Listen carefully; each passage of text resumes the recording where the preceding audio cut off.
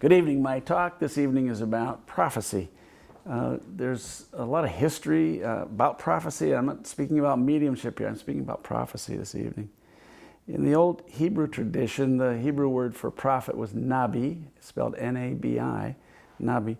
And it was, depending on the context in which it was used, the term meant either a holy man or woman of God, because prophets were men and women, or a seer, or sometimes just the word prophet itself. The Hebrew people back before the Common Era, which is back 700-800 BCE, they went through some really, really difficult centuries where they were conquered by many civilizations. A lot of warfare through that region, still going on today. It's no surprise, in fact, the warfare that goes on today has an ancient history. And the prophets, as people look at them today, oftentimes are really miscast as doomsayers, doomsday speakers, and so forth. And that wasn't really their role. Their role was to inform the people that they needed to change their ways. And if they changed their ways, there would be an abundance of good that would come their way.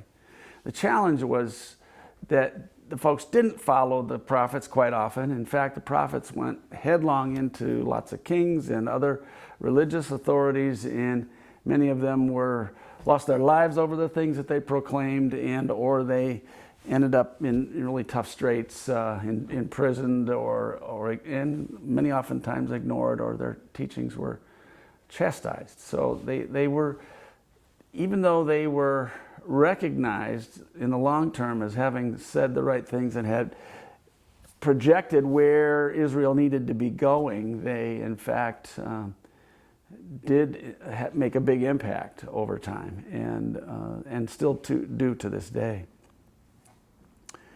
The prophets of that era, you're talking like 3,000 years ago, so what does that have in terms of relevancy today? Well, I'd like to read you some passages from Isaiah 58, in fact, 6 through 12. And those particular passages will cast a different light on prophecy for you, as they have for me. There's a relevancy in the words that Isaiah spoke or were attributed to him back 3,000 years ago, that in fact are relevant to today. And I'd like to read you the passages this evening.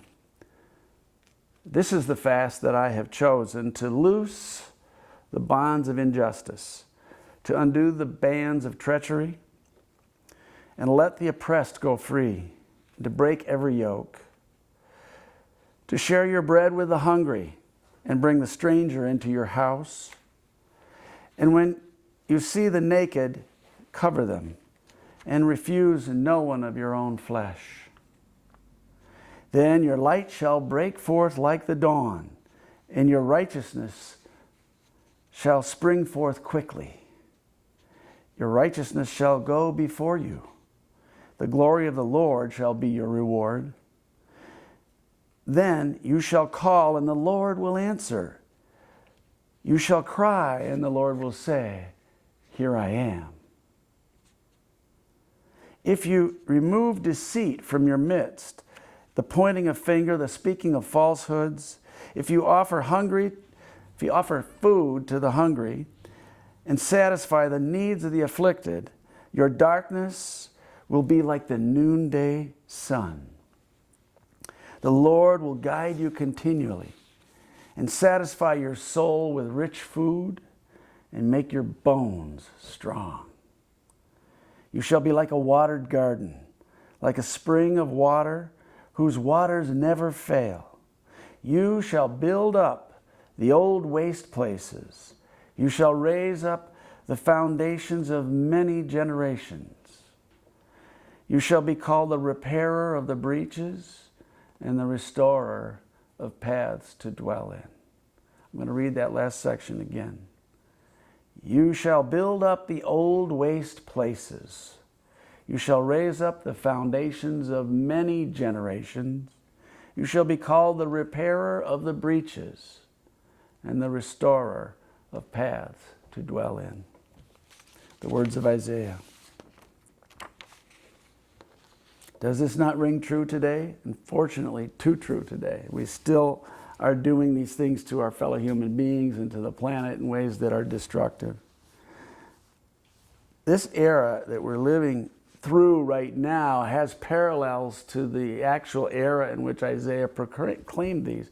Israel had just come out of a period of occupation and destruction. One of the things that during that time they were either destroyed, they were wiped out pretty much, or they were sold as slaves to the civilizations that conquered them, the people of Israel. And the challenge that they had was that they would restore, there would be another civilization that have warfare and come in again, and then they would be freed, or they would get away and restart their civilization again, the society again. But the thing that happened around the time of Isaiah was the Persians had overtaken the Babylonians, and they had allowed the people of Israel to rebuild their temples and to reestablish their religion.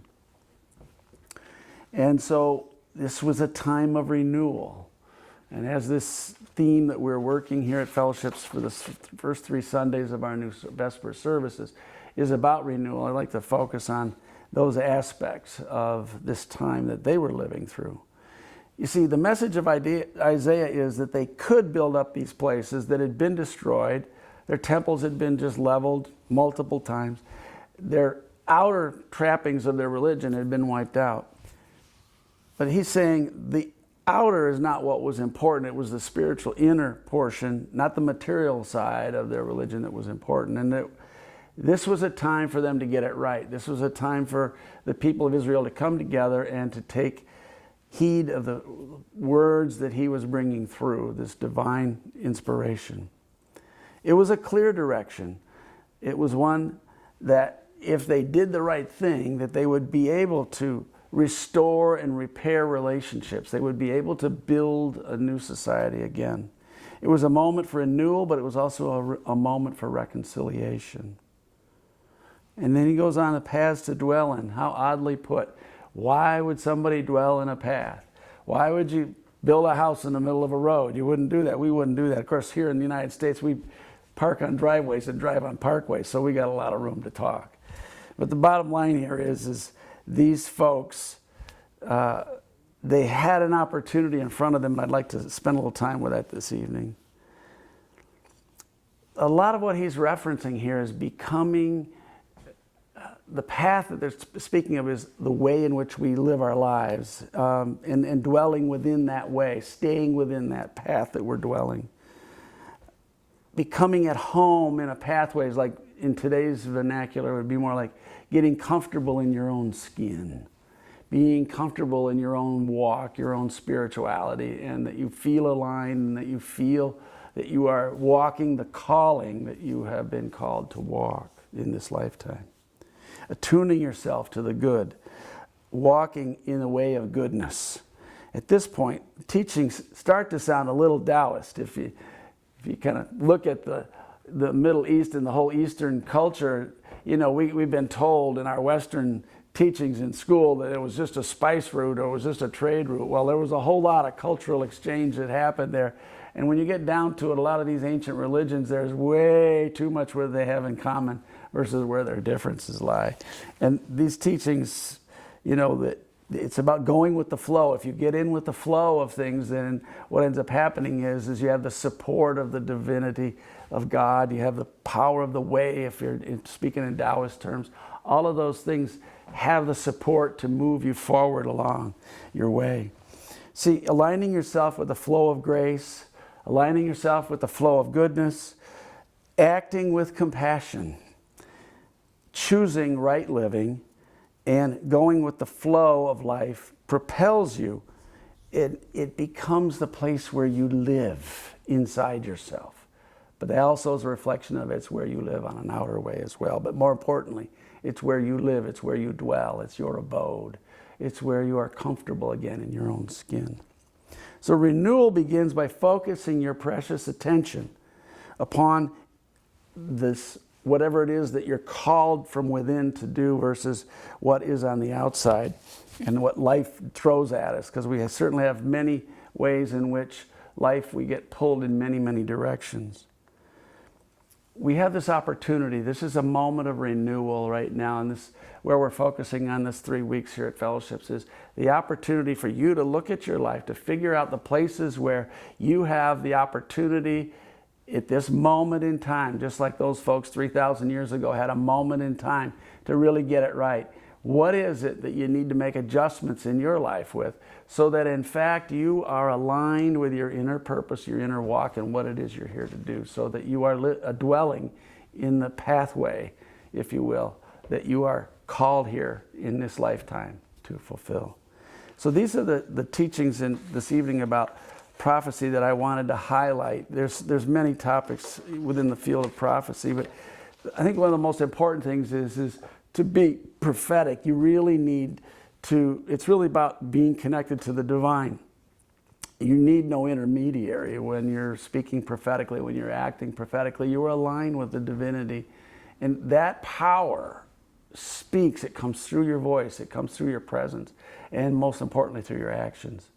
And the powerful beauty in the prophetic way in which these folks lived, and that we're called today to be agents of change in a prophetic way. And that means we need to align so that we can, in fact, bring a better alignment of these things, this goodness, this grace here on earth. Thank you for sharing this evening with us, and we'll see you next week where we take up our renewal subject, part 2. Have a good evening.